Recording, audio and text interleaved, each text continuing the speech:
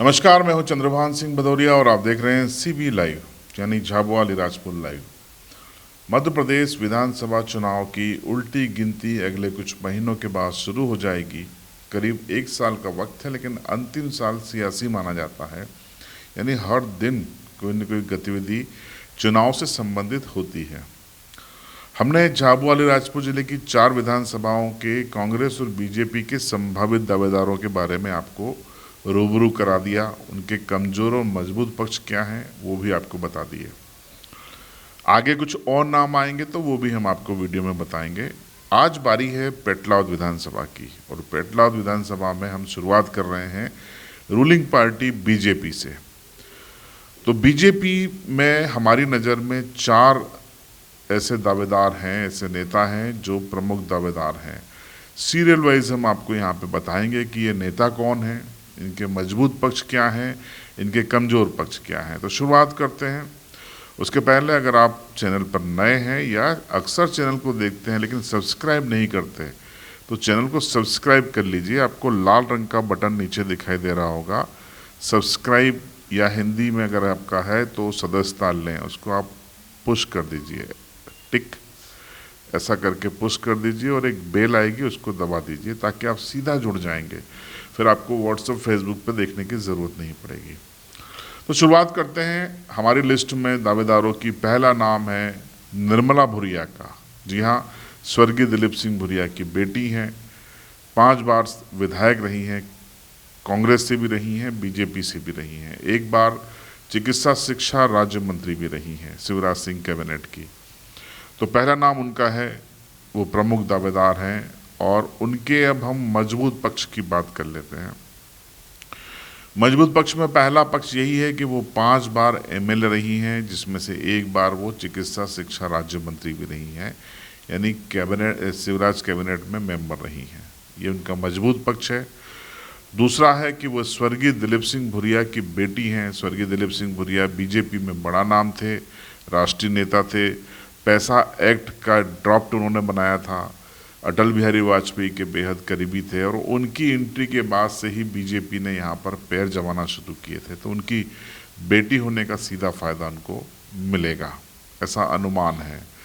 तीसरा है कि जो सबसे अच्छी उनकी जो छवि है कि वो कम बोलती हैं और किसी का नुकसान करने की प्रवृत्ति उनकी नहीं है। इसके चलते पेटलाद विधानसभा क्षेत्र के मतदाताओं में वो लोकप्रिय भी रहती हैं। कमज़ोर पहलू भी हर इंसान के होते हैं, उनके भी कुछ कमज़ोर पक्ष हैं, उस पर भी हम बात कर लेते हैं। पहला है कि इलाके में वो उतनी सक्रिय नहीं है जितनी कि उनकी वरिष्ठता के मान से उनको सक्रिय होना चाहिए। संवादहीनता की स्थिति रहती है कई कार्यकर्ताओं और मतदाताओं से, चुनाव के बाद ऐसा आरोप लगता रहता है, ये उनका कमज़ोर पक्ष है। दूसरा है कि उन पर आरोप ये लगता है कि वो सोशल मीडिया और डिजिटल मीडिया दोनों से, सोशल, डिजिटल और मैनुअल मीडिया तीनों से एक दूरी बनाए रखती हैं। वो अपने विचार भी प्रकट नहीं करती और कांग्रेस पर उतनी हमलावर नहीं होती जितनी कि बीजेपी की एक सीनियर नेता होने के नाते उन पर होना चाहिए, उनसे उम्मीद की जाती है। तीसरा उनका कमज़ोर पहलू ये है कि बीजेपी के भीतर उन पर आरोप लगता है कि वो 4 लोगों से घिरी रहती हैं, 5वां व्यक्ति नहीं है उनके पास। और अक्सर जब वो इलाके में सफ़र करती हैं तो बंद कांच करके गाड़ी में सफ़र करती हैं, रास्ते में लोगों से संवाद नहीं हो पाता। ये उनके कमज़ोर पक्ष हैं जो उनके आलोचक हमें बताते हैं। इसी कड़ी में दूसरा नाम है अजमेर सिंह। अजमेर सिंह बड़े नेता हैं बीजेपी के इलाके में, और काफ़ी लंबे समय से बीजेपी में सक्रिय हैं, जुड़े हुए हैं। उनके मजबूत पक्ष क्या हैं कि वो हाल ही में जिला पंचायत में अपनी पत्नी को उन्होंने जिताया और एक बड़े अंतर से जीत दिलाई है, और उस इलाके से जीत दिलाई है जो कि जहाँ पर बीजेपी अक्सर कांग्रेस के आगे कमज़ोर हो जाया करती थी। रायपुरिया मंडल के आसपास का जो इलाका है वहाँ पर ये उनकी जीत है, जबकि यहाँ पर कांग्रेस का गढ़ माना जाता। वहाँ पर अगर अजमेर सिंह जीत के आ रहे हैं तो इसका फ़ायदा विधानसभा चुनाव में बीजेपी को मिल सकता है, एक बड़ी जीत उनको मिली है। दूसरा उनका मजबूत पक्ष है कि वो बीजेपी में लंबे अरसे से काम कर रहे हैं, जुड़े हैं और कभी उन्होंने पार्टी से बाहर जाने का मन नहीं बनाया। तीसरा उनका मजबूत पक्ष है कि इलाके में जो तमाम गुट होते हैं उन सभी से उनका सामंजस्य है। अजमेर सिंह का किसी से विरोध नहीं है, ये उनका मजबूत पक्ष बनता है। कमज़ोर पक्ष अजमेर सिंह के क्या हैं? कमज़ोर पक्ष ये हैं कि मीडिया और सोशल मीडिया में वो सक्रिय नहीं है, उनका नाम कहीं देखने सुनने पढ़ने में नहीं आता और न उनकी जो गतिविधियां हैं, सियासी गतिविधियां हैं, राजनीतिक गतिविधियां, वो कभी देखने को मिलती हैं। और आजकल चुनावी टिकट के लिए ये महत्वपूर्ण फैक्टर है। तमाम बीजेपी के, चाहे मुरलीधर राव हों या कांग्रेस के नेता हों, वो अलर्ट करते रहते हैं कि आप डिजिटल प्लेटफॉर्म पे आइए, फेसबुक ट्विटर पे आइए, लेकिन यहाँ पर वो बेहद कमज़ोर हैं। दूसरा उनका कमज़ोर पक्ष संगठन स्तर पर कोई बड़े नेता या पदाधिकारी का हाथ उनके सिर पर नहीं है, जिसके चलते हर महत्वपूर्ण मौके पर वो नुकसान में रहते हैं। अभी देखिए, जिला पंचायत अध्यक्ष में उनकी पत्नी का नाम लगभग तय था, लेकिन एंड टाइम पर किसी और का नाम हो गया और वो अटक गए। ये उनका कमज़ोर पहलू है। तीसरा है कि जो मुद्दे होते हैं जिन पर मुखरता से बोलना चाहिए, खासकर उस व्यक्ति को जो विधानसभा का दावेदार हो, वहाँ पर वो मौन दिखाई देते हैं। उन मुद्दों पर उनकी खामोशी पार्टी को अट्रैक्ट नहीं करती, पार्टी का ध्यान आकर्षित नहीं करती है। तो ये उनकी कमजोरी है कि वो महत्वपूर्ण मुद्दों पे खामोश रहते हैं। तो ये हमने आपको अजमेर सिंह के बारे में बताया, पेटलाद विधानसभा के दूसरे नंबर के दावेदार बीजेपी की ओर से। तीसरे नंबर पे हम ले रहे हैं गौर सिंह कटारा। युवा चेहरा है, राष्ट्रवादी व्यक्तित्व माने जाते हैं, संघ के अनुसांगिक संगठनों से जुड़ के वो काम करते हैं, उच्च शिक्षित हैं और इसीलिए हमारी जो सर्वे है, सीबी लाइव का जो सर्वे है, उसमें हमने जो नाम सॉर्ट आउट किए हैं उसमें उनका नाम भी शामिल है। गौर सिंह कटारा की जो मजबूत पक्ष हैं वो हैं कि वो संघ के अनुसांगिक संगठन जनजाति विकास मंच और सेवा भारती से जुड़े रहे हैं, सक्रिय रहे हैं।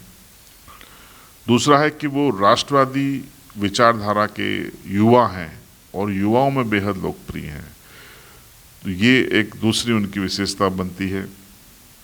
तीसरा, हायर एजुकेटेड हैं, उच्च शिक्षित हैं और जो अपेक्षा की जाती है कि जो जनता जिन उम्मीदवारों को पसंद करती है उसमें उच्च शिक्षित उम्मीदवार को ज़्यादा महत्व दिया जाता है। तो ये उनकी मजबूत पक्ष बनता है। कमज़ोर पक्ष भी गौर सिंह कटारा के हम आपको बता देते हैं कि बीजेपी में फिलहाल काम का उनका कोई अनुभव नहीं है।